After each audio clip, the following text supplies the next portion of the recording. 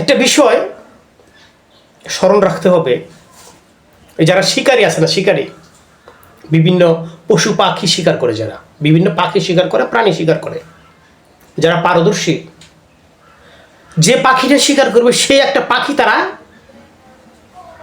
পালন করে, লালন পালন করে, পুষে পুষে শিকারী বানায়, ওই জাতের পাখি শিকার করে। দেখুন পৃথিবীতে পাখি শিকারী যারা, যে পাখিটা শিকার করে ওই পাখিটা তারা লালন পালন করে বা পুষে, তারপর শিকারি বানায়, তারপর অন্য পাখি, জঙ্গলি পাখিগুলো ধরে, আলগা পাখিগুলো ধরে, গাছের পাখিগুলো ধরে, দেখেন মুক্ত পাখিগুলোকে ধরে তারা। পশুর ক্ষেত্রে এরকম বিভিন্ন পশুকে শিকারি বানায়, ওই পশু দিয়ে পশু ধরে। আপনি দেখবেন, একটু দেখার চেষ্টা করেন, এরকমই হয়ে থাকে। তো আমি এই কথাটা বলার কারণ হচ্ছে, দিন ইসলামের মধ্যে আপনি একটা দিক আছে কিতাবী দিক, এটাই অরিজিনাল শরীয়ত, কিন্তু এটাই আইন বিধিবিধানের মতো কিতাবী দিক, এটাই এক নাম্বার দিক, এটাই শ্রেষ্ঠ দিক, এটাই স্মরণ রাখার দিক, এটাই পালন করার দিক, এটাই মানার দিক। ঠিক আছে, এই কিতাবের বাইরে কিছু নাই, কিন্তু একটা বিষয় আছে কিতাবের বুঝের ব্যাপারে। আমার কিছু কথা বুঝলেন? কোরআনের উপরে কিছু নাই, আল্লাহ রাসূলের বাণীর উপরে কিছু নাই, এর চাইতে হকার কিছু নাই, কিন্তু এগুলো বুঝের ব্যাপারে একটা দিক আছে। কেউ সঠিক বুঝে আর কেউ বুঝে না, শুধু পড়ে সমাজ পরিচালনা করতে চায়, নিজেকে পরিচালিত হতে চায়, আর একটা বিশৃঙ্খলার মধ্যে থাকতে চায়, পছন্দ করে, নিজেও বিশৃঙ্খলা করে, আবার বিশৃঙ্খলা দমনের নামে একটা ব্যাস ধরে। সরাসরি যেভাবে বলা যায় আর কি, আমি সাদামাটাভাবে বলছি। আরেকটা দিক আছে, যারা কোরআন মাজিদ আল্লাহর বাণী, কালাম এবং রাসূলের বাণী, সুন্নাহ এরা বুঝে, সঠিকভাবে বোঝার চেষ্টা করে। বুঝতে পারলেন? এখানে একটা ভাগ আছে, কিতাবে কিন্তু কোনো ভাগ নাই। আমি বললাম কোরআন এবং আল্লাহর সুন্নাহ, রাসূল, হাদিস যাই বলেন, এগুলো কোনো ভাগ নাই, ভাগ হচ্ছে বুঝের মধ্যে। তো এই বুঝতে যাইয়া যারা দিন ইসলামের ক্ষতি করে, তারা আপনার বিরাট বড় পটকা বান্ধাই করে।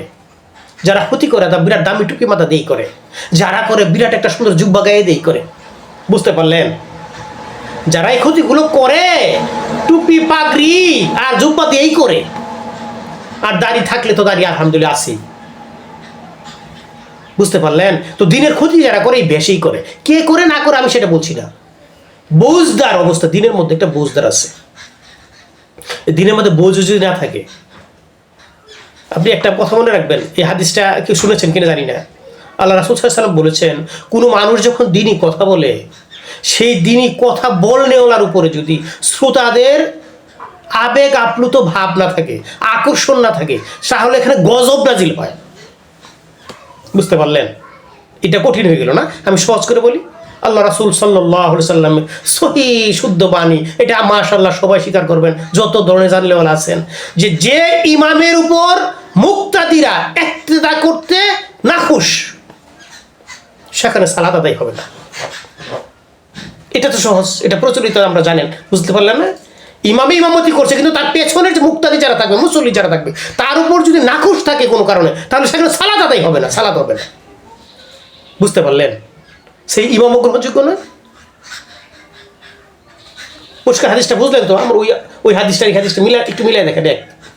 তো দিন ইসলামে যে কথা বলছিলাম, দিন ইসলামে যারা ক্ষতি করে, তারা এই দিন ইসলাম দাঁড়ি বেশি করে। কোরআন এক, সুন্নাহ এক বা হাদিস এক, কিন্তু বুঝের ব্যাপারটা একটু আলাদা। তো আমি যে কথা বলছি, মার কাট, দিন ইসলামের মধ্যে একটা ব্যবস্থাপনা আছে সহি শুদ্ধতার ব্যাপারে, এগুলো আছে, কিন্তু হৃদয়ের অনুভূতি যদি দিন ইসলামের কথা এবং কাজে আপ্লুত ভাবে, শ্রোতা ভাবে, আবেগে আপ্লুত না হয়, সেই কথাটা মজা লাগে না। আর মজা না লাগে সেটা ব্যাপারে দিনে আল্লাহ এবং রাসূলের প্রতি মনোনিবেশ হয় না, ওলি আল্লাহর প্রতি মনোনিবেশ হয় না। ওলি আল্লাহ যারা বর্তমান জামান, নবী রাসূল তো আমার কাছে নাই, ওলি আল্লাহ আছে। এই ওলি আল্লাহ, পীর বুজুর্গ মাশায়েখ গুরু যারা আছে, তাদের প্রতি মনোনিবেশকারী কিছু বাক্য আছে, ভাব আছে, এই ভাবের যারা মূল্যায়ন করে না, যারা এই ভাব থেকে সরে আসে, তারা কখনো পূর্ণ মুমিন নয়, পূর্ণ মুসলমান নয়। আল্লাহ পাক তাদেরকে জান্নাত দিক, বড় বড় জান্নাত দিক, এটা আমার সমস্যা নেই, এটা আমার বাপের জান্নাত, সময় কম পড়বে, আমার ওয়ারিস কম পড়বে, সব না। আল্লাহ পাক জান্নাত আমাদের বড় বড় জান্নাত দিক। আর যারা এই ভাবে আছে, তাদেরকে আল্লাহ পাক যদি আরো পরীক্ষায় নিক, কিন্তু দিন ইসলামের মধ্যে এই ভাব যার নাই, সহজ ভাষা, কোমলমতির ভাব যার নাই, তার ইমানের পূর্ণতা কতটুকু আছে আল্লাহ রাব্বুল আলামিন ভালো জানেন।